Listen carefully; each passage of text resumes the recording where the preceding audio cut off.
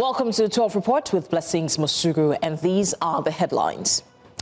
The federal government, Senate to discuss and coordinate response to Trump's war threat. DSS dismisses 115 personnel in sweeping reforms. New York Mayor-elect Mamdani promises bold opposition to Trump. And as usual, we have our reporters stationed in different parts of the country and beyond. Joshua Imarayi and Sumayya Abubakar, Sagir Ibrahim are all joining from Abuja, while Israel Ifaroba joins from Lagos. We've got the details in a moment.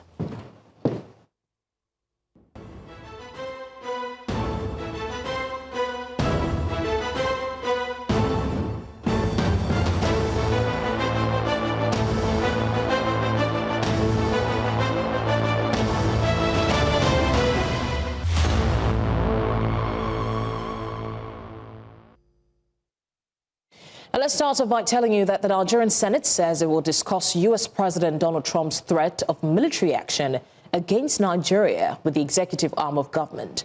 Senate President Godswill Akpabio said the issue touches on foreign policy and requires a coordinated national response. Trump had alleged genocide against Christians in Nigeria and threatened to halt U.S. aid and launch a military intervention. Meanwhile, the federal government has dismissed the claims, insisting there's no religious genocide and warning against divisive narratives. Now, still on this issue, Nigeria's Chief of Defense Staff, General Olufemi Oluyede, has reaffirmed that no Nigerian is being persecuted for their faith, describing terrorism as a global challenge requiring joint international action.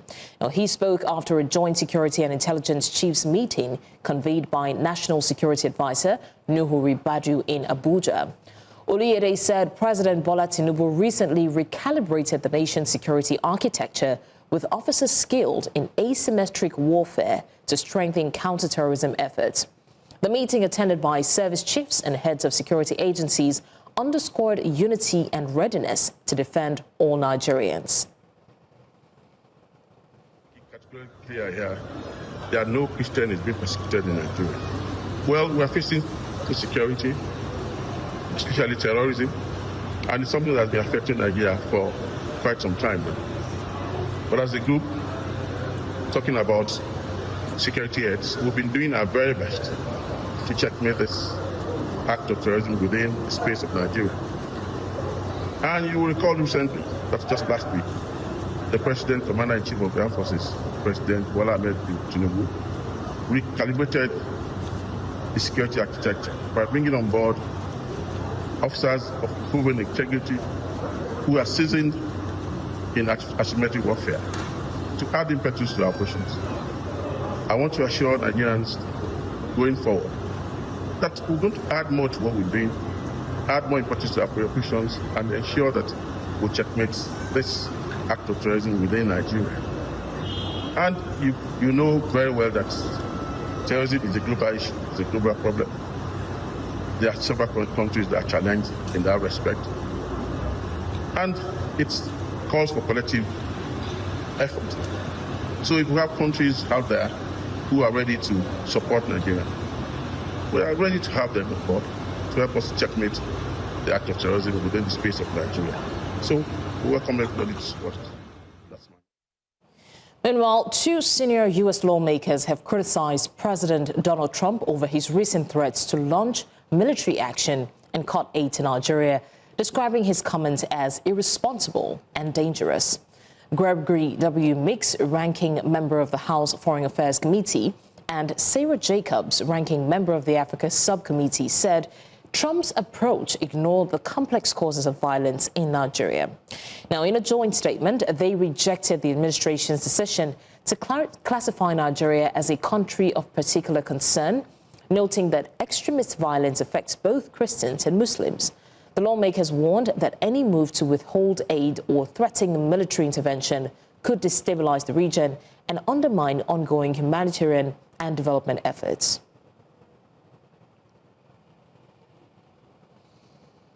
Now, President Bola Tinubu has met with the Catholic Archbishop of Abuja Diocese, Most Reverend Ignatius Kaigama, at the presidential villa in Abuja.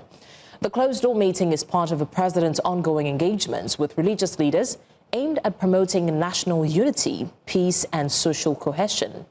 Now, while details of their discussions were not made public, it's believed that talks centered on strengthening interfaith harmony and supporting national development efforts, as the meeting comes amid reactions to recent comments by former U.S. President Donald Trump, who threatened action against Nigeria over alleged anti-Christian attacks.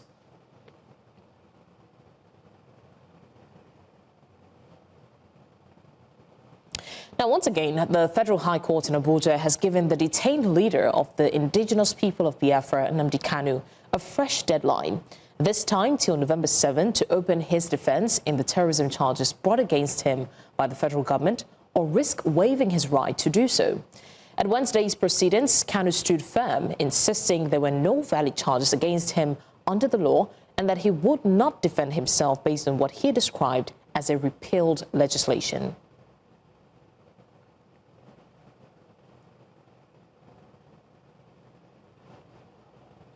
Now, on this matter, my colleague, News Central's Joshua Imarayi, joins us live for more update. Joshua, what exactly played out at the court today regarding Nnamdi Kanu's case? Well, good afternoon to you, Blessings. Yet again, and for the fifth time, Justice Imarayi has given the detained leader of the indigenous people of Biafra, Nnamdi Kanu, a chance to defend himself or consider the right to his defense waived.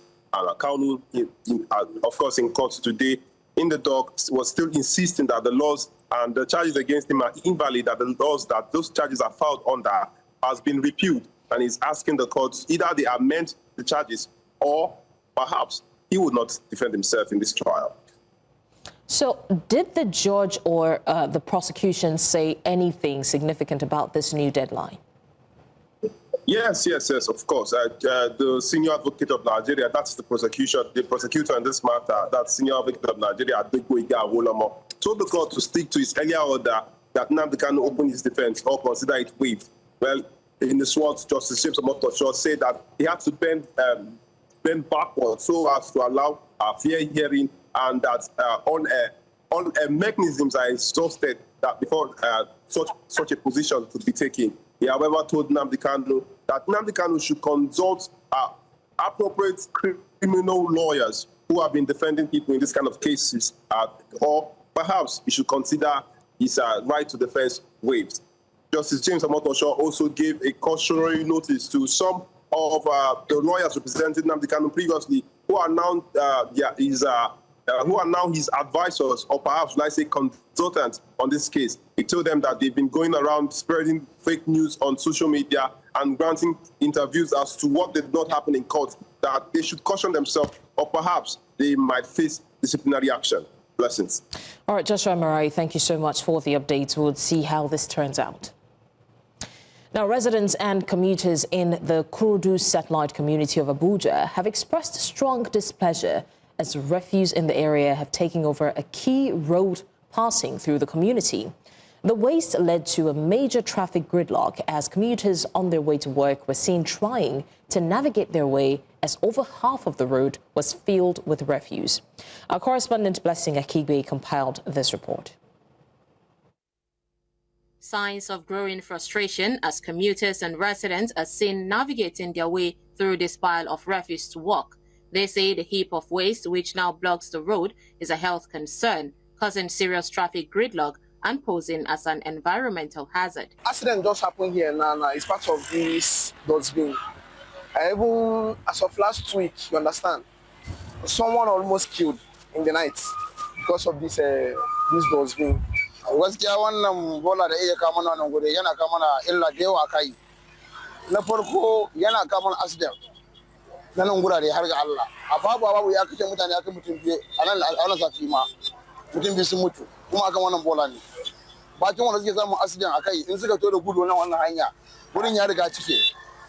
In suka to da gudu ba san da wannan matsala ba yake sun dai sun fada wannan rami. They also add that businesses in the area are being affected as the sight of putrid smell of the waste are driving away customers and affecting daily operations. Anybody that can look for somebody of security or those things. Anybody that is dropping a something in the road like this, they're supposed to get things arrested. From Ajata to this side, it's always go slow for this place. If the government can help us, can do to look for solution for this thing, I'm very, very happy for the solution. If we can make a solution for it. bai kamata wace wannan bola ya taru a gurin nan ya ka illa kan rayuwar mutane ba. Da har ga Allah wannan abun mu gaskiya ma neman taimako a gurin gwamnati. Idan da gwamnati ne kuma tsarin wanne to har ga Allah ma neman taimako a cire mana wannan bola saboda gaskiya tana kama illa nan guri over gaskiya. I'm just begging government to know about maybe forcing them, maybe they do the right thing and fix things in order. Yes, at least make the road now. This road there expand. They do the road now for motor to pass. Not all those kind of stuff. Even all those outside people say, some of them say like they normally park all those their way on now along the road, even motor. That's more entrance where people are supposed to be passing. They used to block it also. Residents are urging the government to take decisive action by clearing the refuse, enforcing sanitation laws, and providing designated waste disposal sites to prevent further dumping. Now, our correspondent, Sagir Ibrahim, is at the Kurudu dump site with updates on the ongoing cleanup exercise. Sagir Ibrahim, what is the update on that? We just saw the report where this is not just blocking the roads, it has now become a threat to life. What's been done about that? What's the update? Well, good afternoon, Blessings. It's a smelly situation, permit me to call it that. On my way here, first of all, I need to talk about this. I made the omission of not coming here with a face mask, and I'm dealing with the consequences of it. The sun is hot, Blessings. And this area at the moment is being cleared up by officials of the Abuja Municipal Area Council. The sun is beating on the areas along the road that has been evacuated and is still wet. Because of that, the stench is at its highest at the moment. It's good news that it's being cleared, but then residents still have to deal with this. It is hoped that they would clear this as soon as possible, and when the sun goes down, the smells go down with it, and it continues to be, a repetition. They continue to do so, so this doesn't continue to be the situation. This is not the first time. News Central was here yesterday. Blessing reported the situation. Thankfully, they are here to clear it up. But sometimes it's not just enough that they clear it up. They clear it up and it takes so much time, and then we are back to this again. So the hope now is whether they would continue to do so as frequently, so the situation doesn't get this ugly, the next time, and goes on and on and on. You can see the road is well paved. The Minister of the FCT has been magnanimous enough to grant areas like this with, good roads. So why should residents, their own questions, now have to suffer, traffic, heavy traffic? Sometimes in the mornings, this place is completely blocked because this road connects communities like Karshi, Orozo, going in and in. It's a long stretch and a long cluster of communities go into this place. And all of them need to have access to the town. This is the road that connects it. If the road is not bad and it's not causing traffic, why do they have to now contend, with this heap of rubbish blocking the road amid smells and amid discomfort? That's the situation from here. Back to you in the studio, Blessing. All right, Sagir, before we let you go, help us understand, was this area initially supposed to be a dump site, or was it a doing or an undoing of the people that made it become this, this much of a smelly situation, in your words? So Blessings, first of all, this is actually a known dump site. The Abuja Municipal Area Council, I spoke with one of the environmental health workers, and he had explained to me that it's a known dump site. Refuse are in fact supposed to be dumped in this area, but the challenge is it overflows and it is left abandoned and nobody clears it up. That's the challenge. He had explained to me that this is actually an intervention of the Abuja Municipal Area Council, but it is not their responsibility. That the chairman of the area council had to give directives to the Department of Environmental Health to intervene in this. He had explained that the STDD department, I really cannot remember the full, the full name at the moment, but he said that department is supposed to be responsible for that, but sadly they've not intervened. So they had to do this sort of an interventionist approach to ensure that this is cleared and residents do not continue to bear stench and also heavy traffic as a result of the dump. All right, Sagir Ibrahim, thank you so much for giving us the update on that. All right, still on poor refuse disposal across Abuja, News Central Sumayya Abubakar is in Karu, Abuja, and she joins us live for updates as well. Sumayya, this is not the first time that we have seen this in the Karu area. What's contributing to the refuse dump buildup? Good afternoon, Blessings. Yes, indeed. This is not the first time. Last time we had a report, we brought this situation to, for. It was quick. These people came and they packed this refuse dump after our report was made. But then, of course, this is a recurring situation. So based on what was, I would say that a link of this is because of the irregular evacuation going on in this axis of Cairo. Now, this is, of course, a road that leads from Nyanya to Cairo, and beside me, of course, you can see the refuse. You can see what it's leading to. We are having, animals, talking about cows and goats and dogs coming to perch on this, and we have scavengers around as well, also perching, picking on this. Just a few minutes ago, I will tell you that this road was even blocked. Any little situation blocked the road, and as you can see, it's supposed to be a two-lane road, but right now, half of it is closed with this. So the lack of, irregular evacuation and the fact that there has been absence of a structured disposal system is what is linked to this.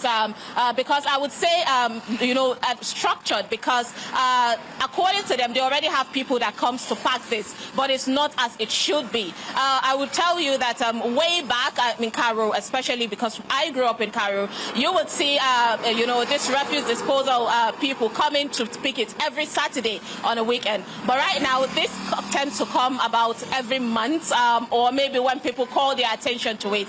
So currently, that is the situation in Cairo, and it's really frustrating for the people here. All right, what you have just described is very similar to the Kurudu area that we had Blessing Akibi report on, and we just spoke to Sagir Ibrahim about. So in terms of the daily activities in that area or the traffic in the area, how does the situation affect all of those?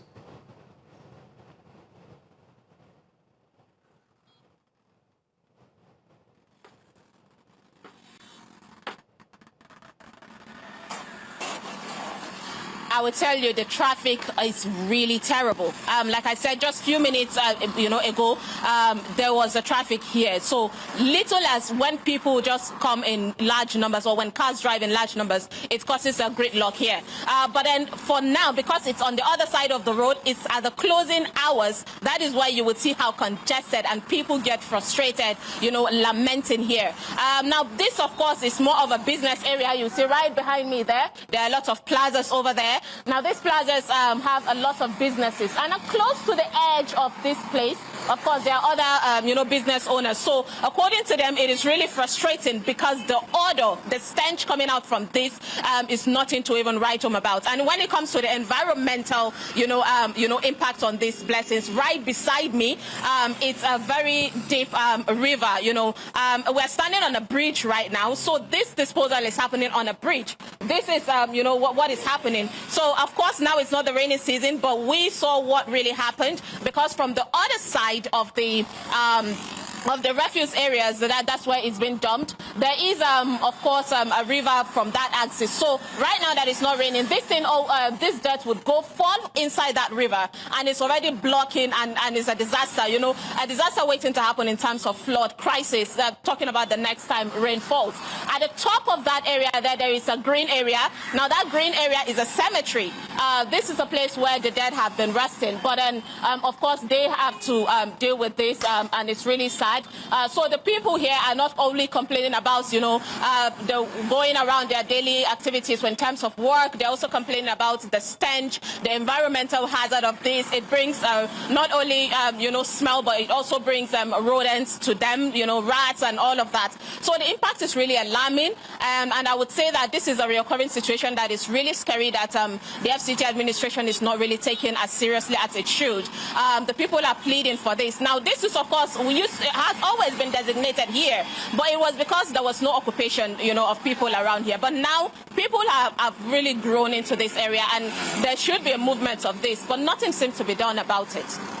All right, Sumayya, thank you for the update. It's quite a sad situation, especially seeing how the area is now inhabited by a couple of people. And I would have asked if there was any response from the government or the authorities, but we'll find out what they have to say about that going forward. Thank you once again for the update. You're still live with us on the 12 Report. We're going on a short break, and when we come back, the DSS confirms prosecution of suspect of Owo church attack. More stories. Stay with us.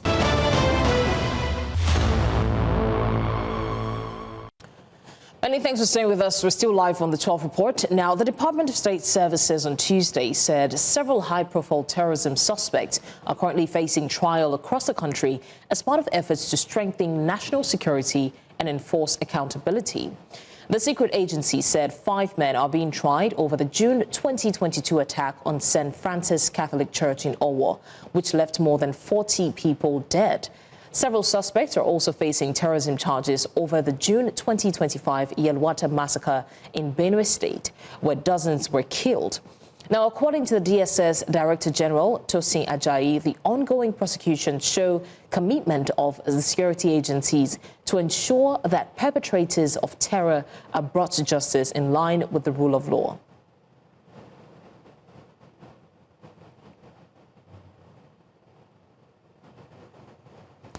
The Department of State Services has dismissed 115 personnel for various acts of indiscipline as part of ongoing internal reforms. The service issued a public warning urging Nigerians to be cautious of individuals falsely claiming to be DSS operatives. It said some dismissed officers still parade themselves as active personnel to defraud unsuspecting citizens. The DSS published their names on its website and advised the public to verify identities before any official dealings.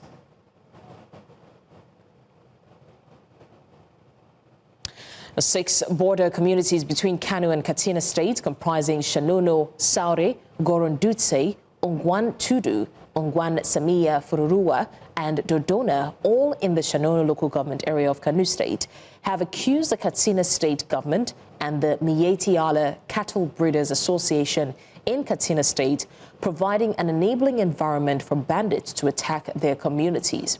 Residents of the community say that neighboring Musawa local government area of Katsina State have signed a peace deal with the terrorists, allowing them to use the local government area as a launchpad to carry out attacks in neighboring Kano State communities.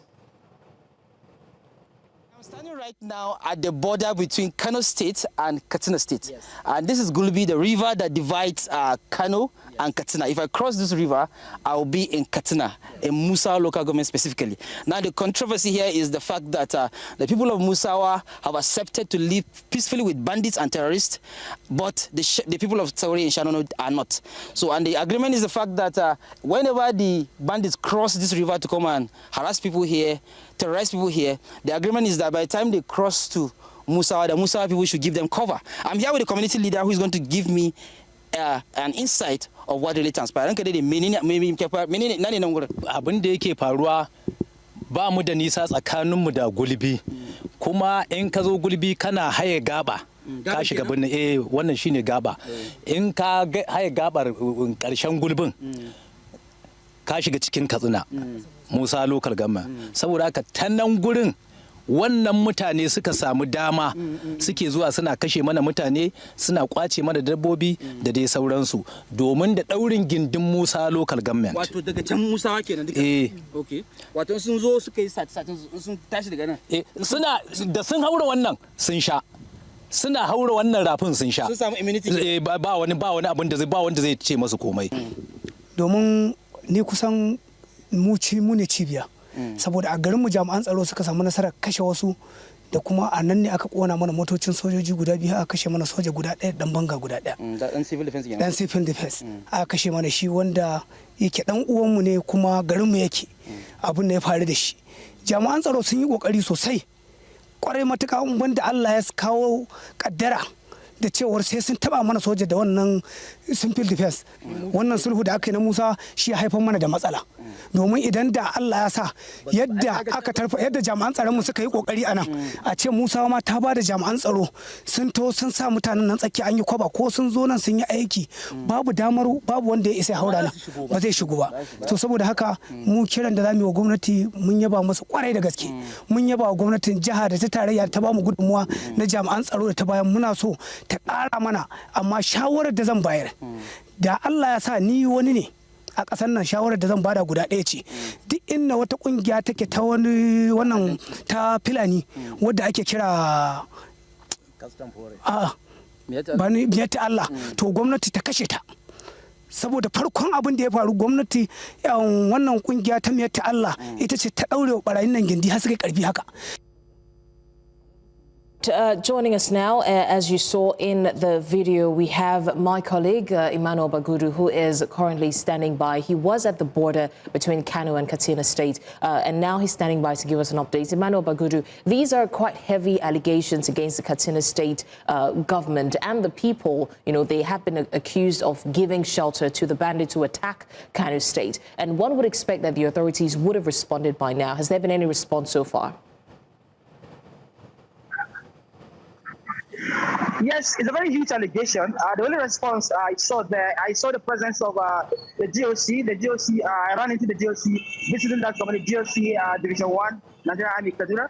That's Major General Sagir Wase, of course, who has fought all the 6 communities yesterday within Shanano and Sayawa local government, talking about Taure and Godon and of course Dodona, where the attack happened. Of course, we saw the casualties there. 1 military personnel, 1 NSCDC personnel, about 2 military vans being destroyed there in Dodona community.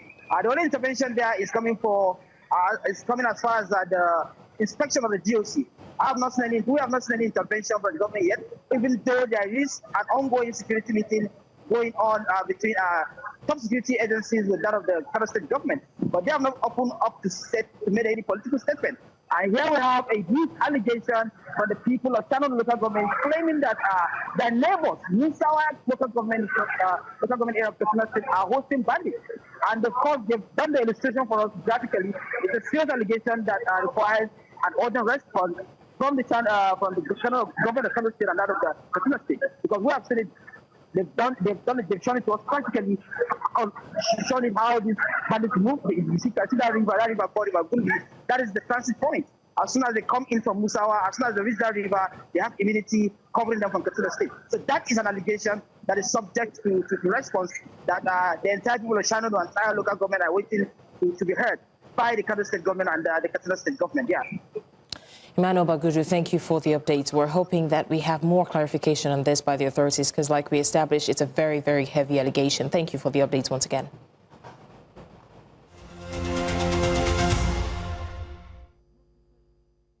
The federal government has secured a $500 million World Bank loan to boost Nigeria's agricultural value chains under President Bola Tinubu's renewed hope agenda for food security and rural industrialization. Agriculture Minister Abubakar said the facility will strengthen smallholder farming, enhance connectivity across production, processing and markets, and support MSMEs. The funding aligns with the World Bank's $14 billion 6-year Agri-Connect initiative, which links farmers, processors and markets to drive agribusiness growth. The World Bank's Hardwick Ichali said the project will prioritize rice, maize, soybean and cassava, aiming to improve productivity, create jobs, and transform farming into a profitable enterprise. Still in business, Nigeria's Eurobond market faced sharp sell-offs after U.S. President Donald Trump threatened possible military action over alleged attacks on Christians in the country. The tension drove yields on Nigeria's 14 Eurobonds up to 8.17% from 8.28% as investors exited amid rising geopolitical risks and global risk-off sentiment. Now, analysts attribute the drop to uncertainty and profit-taking following earlier gains. The sell-off comes as Nigeria prepares to issue $2.3 billion in new Eurobonds to fund its 2025 budget. Despite current volatility, Nigeria's bond spreads have narrowed significantly from 1,000 to 400 basis points since 2023, indicating reduced debt distress concerns. Now, South Africa's rand edged up 0.3% on Wednesday to 17.49 per dollar at 6:30, recovering slightly from a near two-month low after Tuesday's 1% drop driven by weaker gold prices. Investors await the S&P Global October PMI at 7:15 for direction on business conditions in Africa's most industrialized economy. September marked the fifth consecutive month of private sector improvement, though business confidence hit its lowest since July 2021. The 2035 government bond yield held steady at 8.835%, while the Johannesburg Stock Exchange Top 40 Index fell over 2% on Tuesday, led by losses in precious metal miners amid global risk aversion.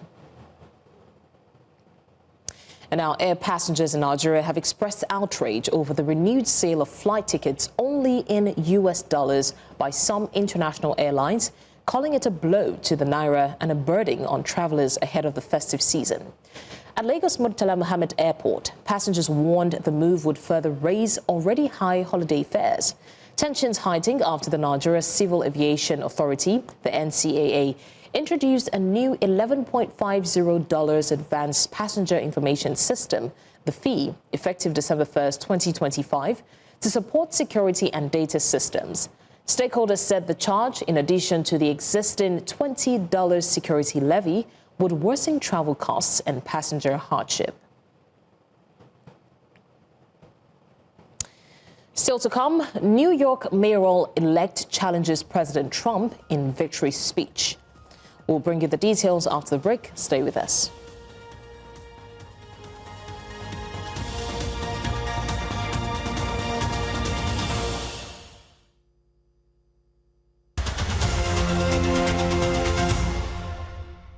Many thanks for staying with us. Now, outside the continent, in the meantime, supporters of former governor of New York, Andrew Cuomo, are disappointed that Zoran Mamdani secured a historic victory to become New York City's next mayor.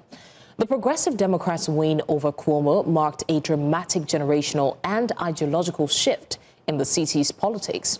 At a subdued election gathering in Manhattan, Cuomo backers voiced concern over Mamdani's lack of executive experience and the direction the city may take under his leadership.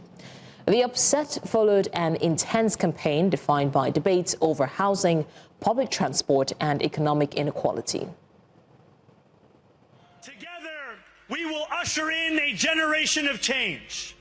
And if we embrace this brave new course, rather than fleeing from it, we can respond to oligarchy and authoritarianism with the strength it fears, not the appeasement it craves.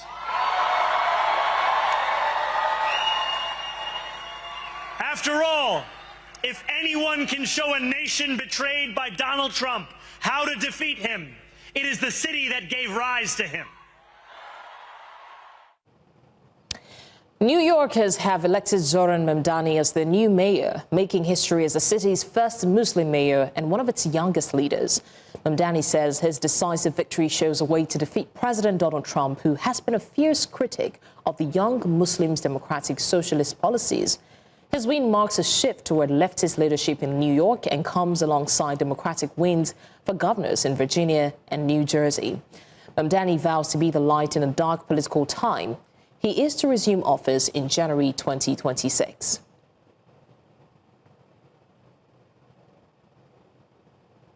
true. I feel like I want to cry. I feel disappointed, heartbroken, just destroyed. This other guy is not qualified. Most of the people that voted for him are not even model citizens, you know? So right now, our city, our beloved city, is in the hands of a person that doesn't have experience of any kind of job, any kind of managerial position. So I feel very scared. As a Jew in New York, it's terrifying to think that we're going to have a mayor who hates us. Now to a rather sad development. A UPS cargo plane crashed shortly after takeoff from Louisville Muhammad Ali International Airport on Tuesday, killing at least 7 people and injuring 11 others. The plane was heading to Honolulu, where it crashed in 2 local businesses, including a petroleum recycling facility, and exploded in flames. The fate of the 3 crew members on board remains unknown. Kentucky Governor Andy Beshear expressed deep concern and said more casualties were expected. Emergency teams battled the fire and conducted rescue operations at the scene. The crash forced the cancellation of evening flights and the closure of the airport. The National Transportation Safety Board and FAA have launched investigations into the cause.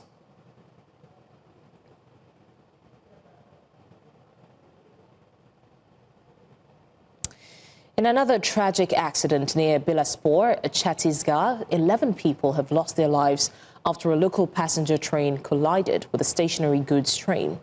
The crash occurred after the passenger train passed a red signal, crashing into the freight train.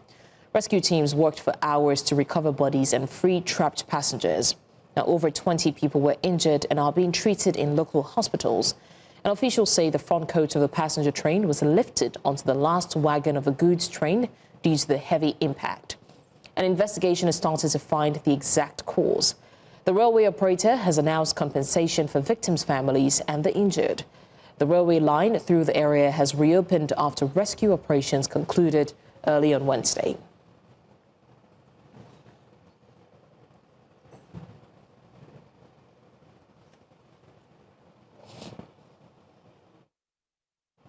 You're live with us on the 12 Reports. We're going to a short break now, and when we come back, we've got more stories. Stay with us.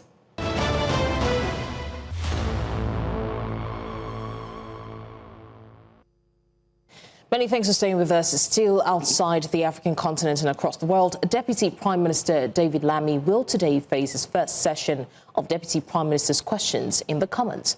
The former Foreign Secretary, now Justice Secretary, and the UK's first black Deputy Prime Minister will go head-to-head with the Conservatives amid growing speculation about possible tax rises.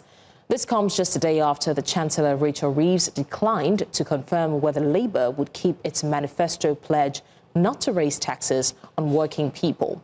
In her speech on Tuesday, the Chancellor instead hinted at the possibility of further tax increases in her upcoming autumn budget, due on the 26th of November. News Central's senior international correspondent, Afia Hagan, will be following the fiery debate from Westminster for us. But in the meantime, she'll be giving us more updates right now. Afia, what can we expect from today's PMQ's session? First, for David Lammy, Deputy Prime Minister, first black Deputy Prime Minister as well, and the first time that he'll be stepping up to the dispatch box to discuss the main issues of the day. Rachel Reeves, the Chancellor, yesterday gave that speech which indicated that we could see tax rises here in the UK. Now, that's a manifesto-breaking event. If that happens in the manifesto, the Labour Party said when they came into government there wouldn't be any tax rises. Now it looks like we could be in for potentially the highest taxes in 325 years. So I'm sure that will definitely be a topic for discussion, especially for the opposition, bringing that to the Labour Party.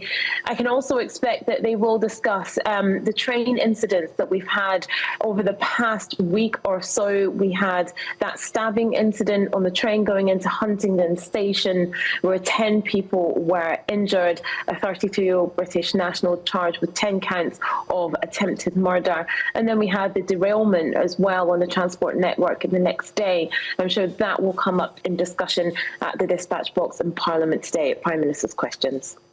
So in addition to that, and still talking about expectations, Afia, a landmark review on employment has also been published today. What can we expect the government to say regarding that? Yes, definitely. This is quite an in-depth review. This was by Sir Charlie Mayfield, and it was the Keep Britain Working Review. And it found that 1 in 5 working-age adults in the United Kingdom are not working. That's 800,000 more than in 2019. And it's thought that that is due to health reasons. Now, the cost of ill health is keeping people out of work is equivalent to 7% of our GDP. And a little over half, that's 53% of disabled people are employed. Businesses are also losing £85 billion a year due to sickness, turnover and lost productivity. So we can definitely expect the Conservatives to challenge the government on what they're going to do on a few points. It's getting people who are sick back into work. It's getting more disabled people into work as well, and what to do about the loss of productivity and sickness that is costing British businesses £85 billion a year. News Central's senior international correspondent and anchor, Afia Hagan, thank you for the update on that. And we're looking forward to seeing how the question in session turns out. You're still live with us on the news. We'll go on a short break now. And when we come back, a few more stories. Do stay with us.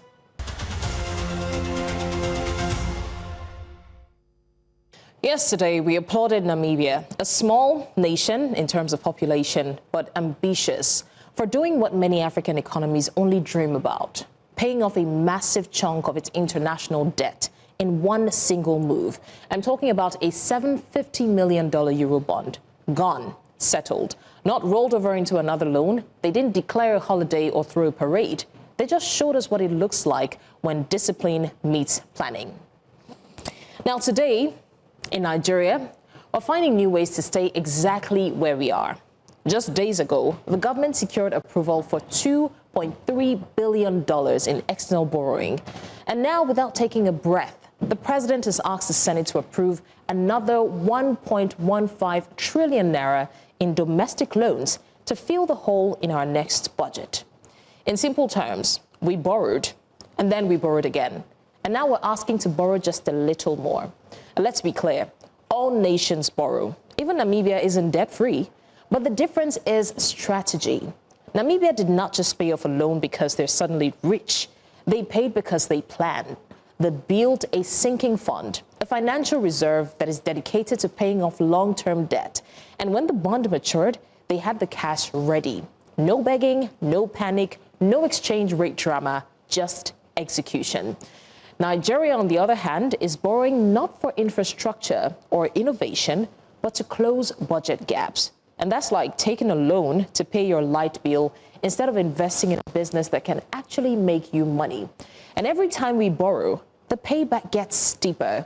Interests rise, the naira falls, and you, the everyday Nigerian, foot the bill one inflationary price hike at a time. What does this mean for you? Debt isn't some invisible number on a screen. It shows up when your rent goes up because the landlord's cost of living has gone up. It shows up when your favorite meal costs more today than it did last week. It shows up when youth unemployment soars because businesses can't borrow. The banks already lent the government. It shows up when schools, hospitals, and roads fail, not because Nigeria is poor, but because Nigeria is too indebted to fix them. So if Namibia, with a population smaller than Lagos State, can prioritize debt repayment, can build reserves, and send a positive signal to the world, then the giant of Africa has no excuse whatsoever. But here's the catch. You can't pay off what you keep topping off. If planning remains a keynote speech instead of a government policy, we'll be sitting here again next year talking about the next loan that we need to take. And that's your postscript. Now, before we go, let's take a look at what's happening in the sporting world. The Confederation of African Football expands Women's Africa Cup of Nations to 16 teams, but the decision sparks debate. Favor Itua, are you ready for us? Yes, of course. Blessings. The women's football in Africa has just witnessed a change from 12 teams at the last WAFCON to 16 teams. Now, here's the take.